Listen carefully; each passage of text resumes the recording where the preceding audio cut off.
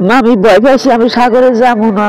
এই কই গেছে কাপড় দিলে, হ্যাঁ গেছে, আর আয় নাই, আসেও না, আর কথাও কয় না। মায়ের মুখে খাবার তুলে দিতে গিয়ে সাগরে ডুবে মারা গেছে 2 ছেলে।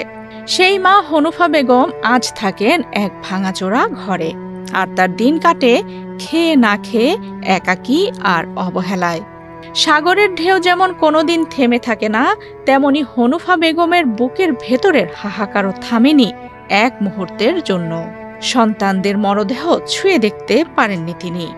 শেষবারের মতো বুকেও জড়িয়ে ধরতে পারেননি প্রিয় সন্তানদের। এখন সেই সন্তান হারা মা প্রতিদিন নদীর তীরে বসে তাকিয়ে থাকেন একটাই আশায়, হয়তো একদিন ফিরে আসবে তার হারিয়ে যাওয়া বুকের ধন। বরগুনা সদর উপজেলার বদরখালী ইউনিয়নের বিষখালী নদীর বুকে জেগে ওঠা মাঝের চরে প্রায় 20 বছর ধরে বসবাস করছেন 40 হনুফা বেগম। প্রায় 2 দশক আগে স্বামী ও শাশুড়ির নির্যাতনে ঘর ছাড়তে বাধ্য হয়েছিলেন তিনি। 2007 সালের সিডরের পর অন্তঃসত্ত্বা অবস্থায় 2 শিশু সন্তানকে নিয়ে আশ্রয় নেন মাঝের চরের সরকারি আবাসনে। তখন তার বড় ছেলে ফোরকানের বয়স ছিল মাত্র 14 বছর। অভাবের তাড়নায় কিশোর বয়সেই সাগরে মাছ ধরা শুরু করে ফোরকান, কিন্তু সেই সাগরই মায়ের বুক থেকে কেড়ে নেয় তাকে। সন্তান হারানো পাগল কি চাইবে, কি করবো?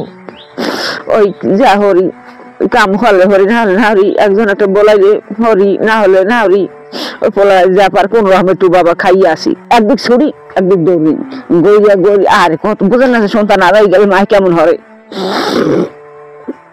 এই তারপর গেলে হ্যাঁ ভয় পাগল ওই গেলাম, এই গুড়ি গুড়ি হানে যাই, ফোরের দ্বারে ওখানে জিনের দ্বার যাই, ওখানে জিনের দ্বার যাই, ওখানে বিরছে, ওখানে বিরছে, ওখানে বিরছে, পাই না। 2010 সালে একদিন কাউকে না জানিয়ে মাছ ধরার ট্রলারে করে সাগরে যায় ফোরকান, আর ফিরে আসেনি। ট্রলারটি সাগরে ডুবে যায়, সাথে হারিয়ে যায় ফোরকানও।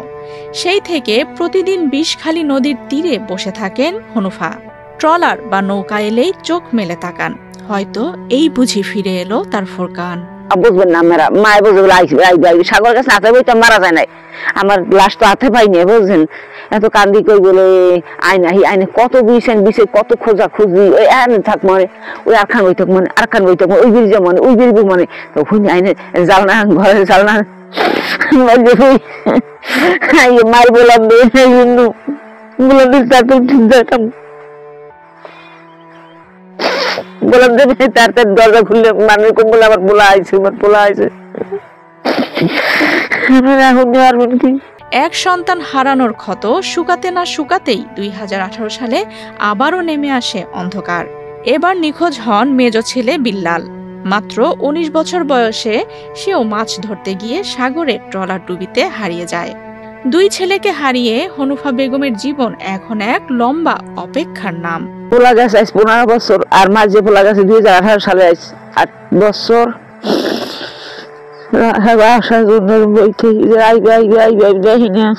পোলা পান যদি খারাপ হয় তবু কি মায়ের সন্তান হালাই হচ্ছেন কোন আনে। পাঙ্গাস মাছের কথা খাইছি, বড় পোলা পাঙ্গাস মাছ নিয়ে খাওয়াইছে, মাঝে পোলার দ্বারে খাইছি, মাছ মাছ লইয়েছে, পোলা হ্যাঁ হাঁটা নিয়ে মারে দেয়, মা খান। সন্তানদের কথা মনে হলেই পাগলের মতো ছুটতে শুরু করেন ঘাটের দিকে। প্রতিবেশীরা ধরে নিয়ে আসেন, তবে তার চোখে যেন অনন্ত শূন্যতা।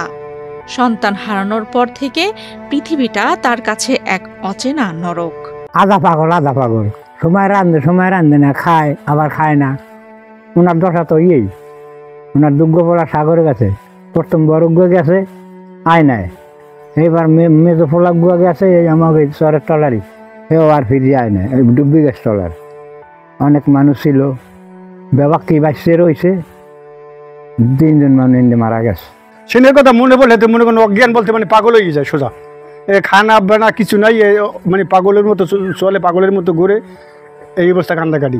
এই যে পুঁতে মানে ছেলে সাগরে গেছে ডুববে, আসবে কখন আসবে এই অপেক্ষায় মনে করে পুঁতের দিকে চাইতে।